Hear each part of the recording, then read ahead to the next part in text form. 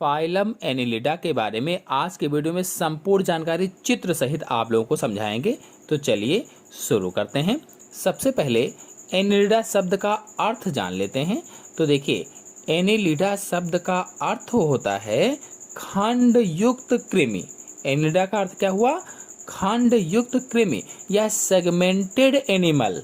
खंड युक्त जंतु भी आप कह सकते हैं, यानी सेगमेंटेड एनिमल आप कह सकते हैं।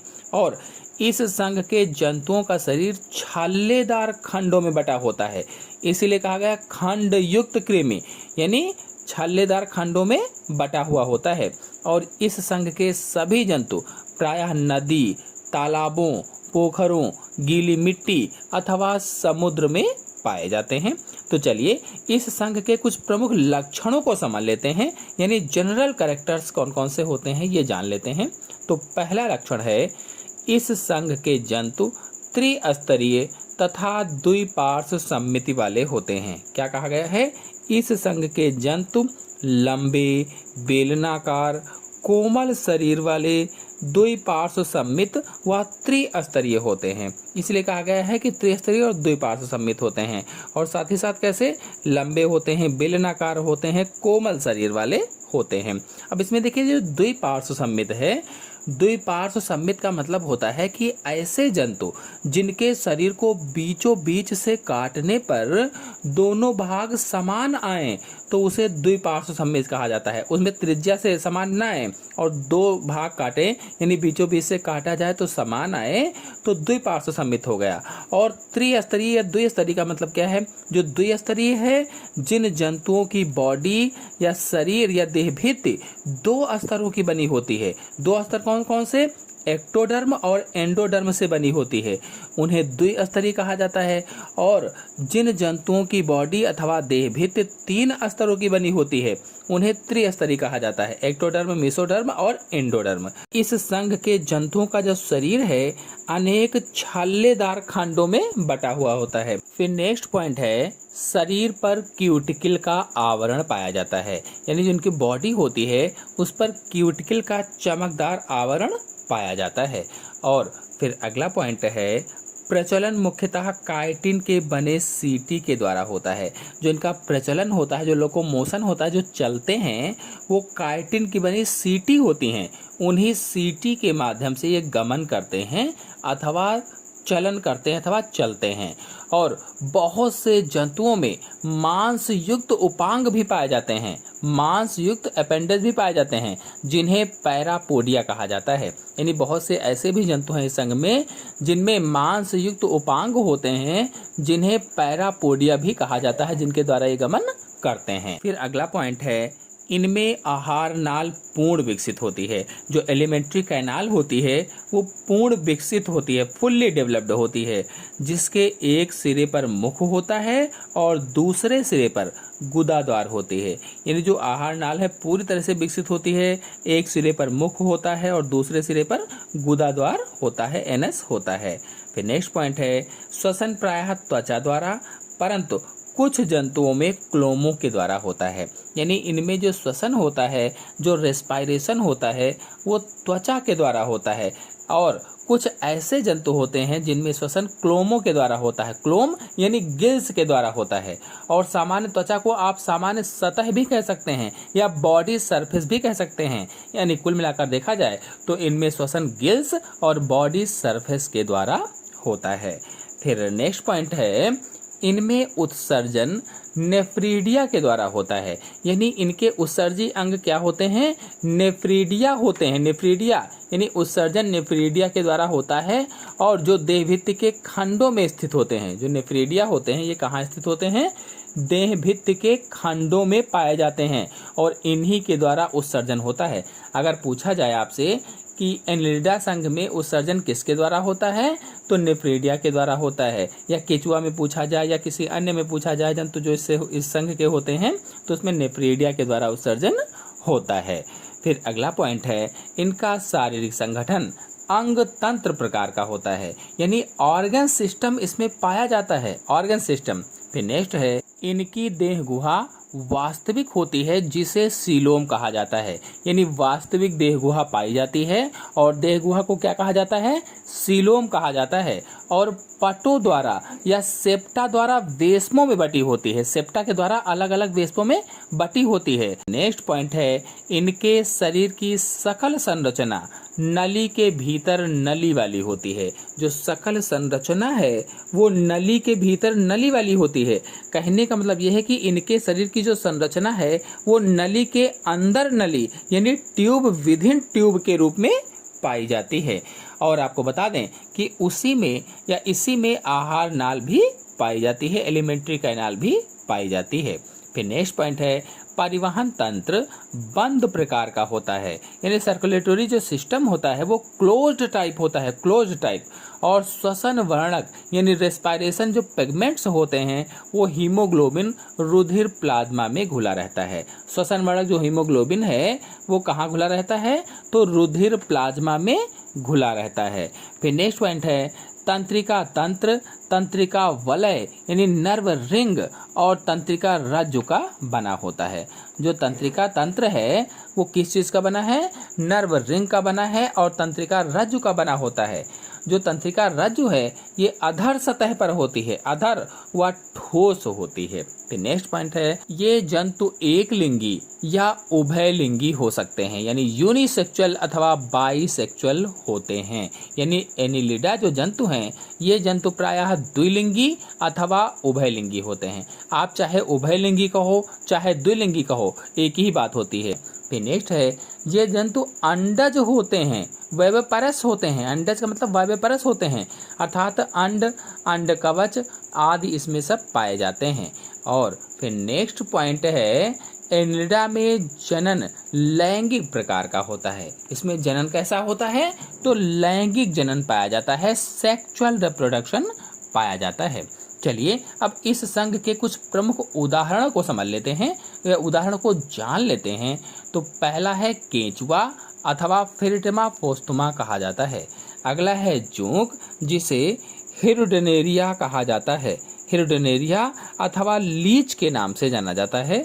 फिर नेक्स्ट है नेरीस। तो इन सभी जंतुओं का वर्गीकरण और इनके बारे में डिटेल से समझने से पहले हम लोग संघ एनिलिडा का वर्गीकरण समझ लेते हैं, अर्थात क्लासिफिकेशन ऑफ एनिलिडा को जान लेते हैं। तो सीटी की उपस्थिति या अनुपस्थिति के आधार पर, यानी जो सीटी होती हैं इसकी प्रेजेंट या एब्सेंस के आधार पर या एब्सेंस के बेस पर संघ एनिलिडा को 4 भागों में बांटा गया है। पहला है पॉलीकीटा जिसमें नेरीस वगैरह आती है। दूसरा है ओलिगोकीटा जिसमें फेरिटिमा आता है। फिर अगला है हिरुडीनिया, हिरुडीनिया में हिरुडिनेरिया आता है। और फिर नेक्स्ट है आर्ची एनिलिडा, आर्ची एनिलिडा में पॉलीगॉर्डियस और डायनोफिलस, प्रोटीडिल्स आदि ये सब जंतु आते हैं। चलिए अब इन सभी जंतुओं के बारे में एक एक करके इनकी वर्गीकरण, इनकी संरचना को समझ लेते हैं। तो इस संघ का सबसे पहला जंतु है केचुआ। चलिए सबसे पहले केचुए का वर्गीकरण समझ लेते हैं, अर्थात क्लासिफिकेशन ऑफ अर्थवर्म के बारे में जान लेते हैं। तो संघ अर्थात फाइलम एनिलिडा, वर्ग ओलिगोकीटा, गण ओपिस्थोफोरा, वंश फेरिटिमा और जाति पोस्थुमा। और इस तरह से इसका जंतु वैज्ञानिक नाम होगा फेरिटिमा पोस्थुमा। ये जो केचुआ है इसका शरीर बेलनाकार होता है, खंड युक्त होता है। शरीर कैसा है, बेलनाकार है, खंड युक्त है, नम मिट्टी में बिल बनाकर रहता है। कहाँ पर रहता है, नम मिट्टी में बिल बनाकर रहता है और उसी मिट्टी में पाई जाने वाली सड़ी गली चीज़ों को खाता है, जो सड़ी गली चीज़ें होती हैं।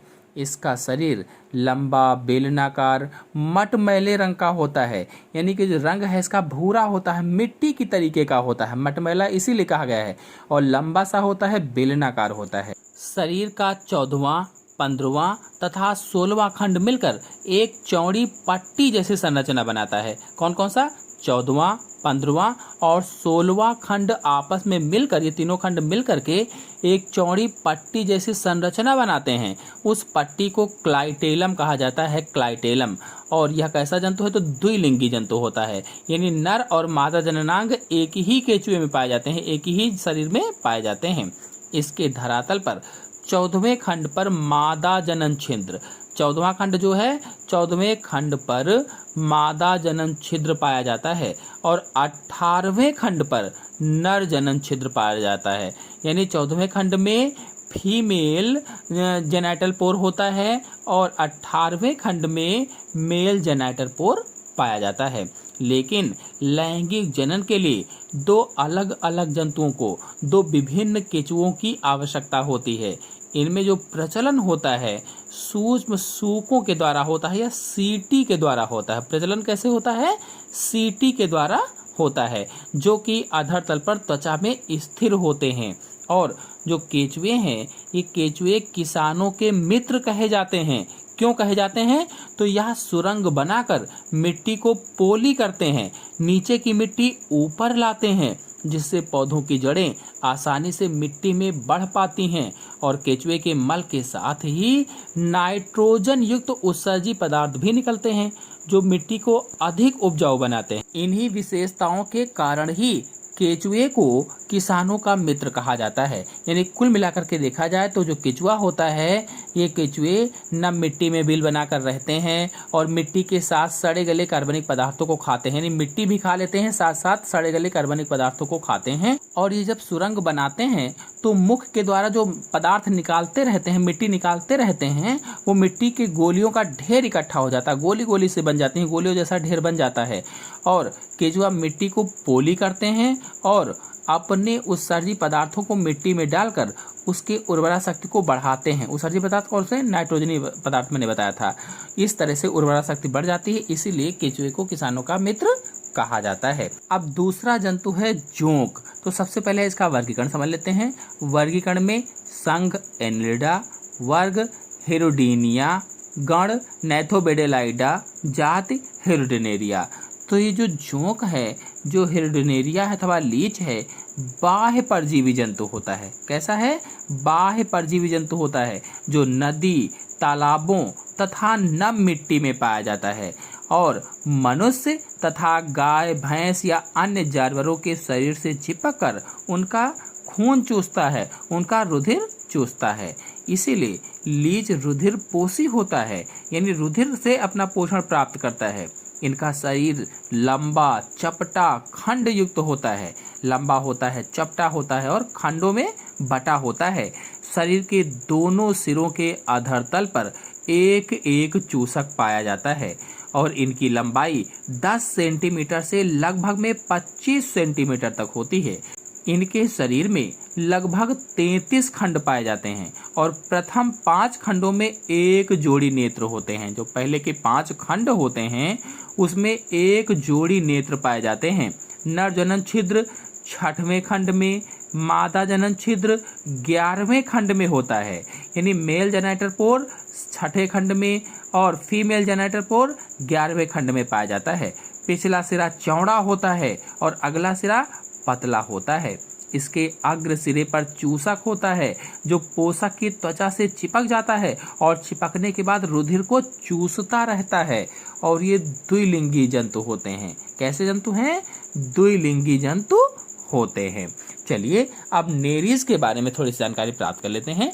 तो नेरीज समुद्री घास फूस तथा समुद्र के तट पर पत्थरों के नीचे रेंगता हुआ पाया जाता है। कुछ प्राणी रेत में म्यूकस की बनी जो नलिकाएं होती हैं, नलिकाओं में रहते हैं और शरीर लंबा, पतला, चपटा होता है और शरीर के अगले सिरे पर सिर होता है अथवा हेड होता है, जो 2 भागों का बना होता है। आगे की ओर प्रोस्टोमियम तथा पीछे की ओर पेरिस्टोमियम होता है और प्रोस्टोमियम में एक जोड़ी स्पर्शक, 2 जोड़ी नेत्र, 1 जोड़ी मांसल पल्प होते हैं। पेरिस्टोमियम पर 4 जोड़ी रोमगुच्छ होते हैं, यानी सिराई होते हैं। शरीर के प्रत्येक खंड में 1 जोड़ी पार्श्वपाद अथवा पैरापोडिया पाए जाते हैं और ये पैरापोडिया चलन में सहायता करते हैं। यह मांस भक्षी तथा रात्रिचर एनिलिडा है, जो सूक्ष्म मॉलस्क तथा क्रेस्टेशियंस का भक्षण करता है और यह क्लैम वर्म या रेग वर्म भी कहलाता है।